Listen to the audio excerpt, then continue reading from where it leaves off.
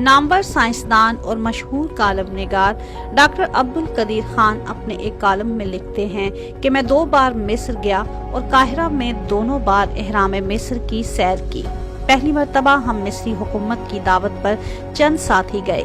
बाद में मैं अपनी फैमिली के साथ सफीर पाकिस्तान अनवर कमाल की दावत पर गया। एहराम मिस्र की तामीर में इस कदर साइंसी राज पोशीदा हैं कि मैंने चाहा कि आपको इनसे आगाह करूं।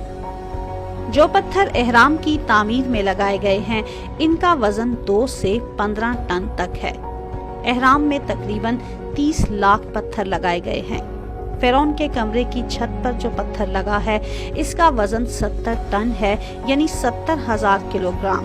और आज तक कोई ये हल पेश नहीं कर सका कि किस तरह बनाने वालों ने इतना बड़ा और वजनी पत्थर छत पर लगाया। एहराम की बुलंदी 149.4 मीटर है और आपको ताज्जुब होगा कि जमीन और सूरज के दरमियान भी 149.4 मिलियन किलोमीटर का फासला है। एहराम के अंदर जाने का रास्ता एक सितारा यानी शुमाली पोल की सिमत बतलाता है और अंदरूनी रास्ता सक सितारा की जानिब इशारा करता है, जिसका जिक्र सूरह नजम की आयत नंबर 49 में आया है।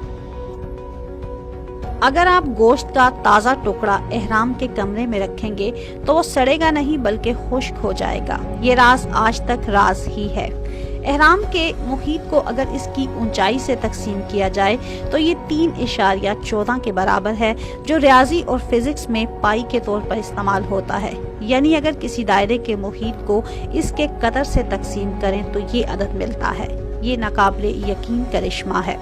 रात के वक्त एहराम चमकता है क्योंकि इस पर बरकी रंग की पॉलिश की गई है। जिस तरह बाज घड़ियों का डायल रात को चमकता है क्योंकि इसकी सुइयों और नंबरों पर ताबकार धात रेडियम के रंग की पॉलिश होती है।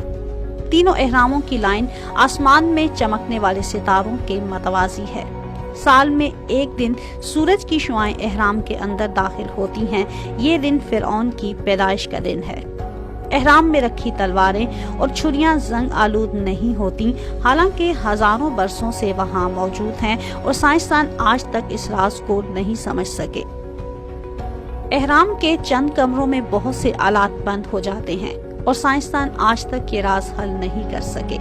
ताज्जुब की बात है और राज है कि तीनों एहरामों से जो लकीर गुजरती है वो बहरे ओकियानूस में वाक़े बरमूदा ट्रायंगल और बहरुल काहिल में वाक़े फार्मोसा ट्रायंगल को आपस में मिलाती है। ये दोनों जगहें अपनी अजीब खसूसियात की वजह से बहुत मशहूर हैं। यहाँ हवाई जहाज, बहरी जहाज गायब हो जाते हैं और कंपास काम करना बंद कर देते हैं।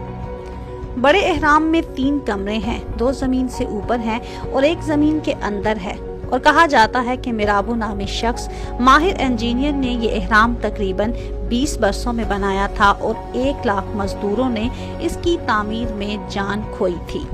एहराम की बुनियाद के चारों रुख नहायत ताज्जुब के साथ जमीन की चारों सिमतों की जानिब इशारा करते हैं और इस हैरत अंगेज दरियाफ्त की मदद से 20वीं सदी ईस्वी में अपने नताइज को दुरुस्त किया जाता था।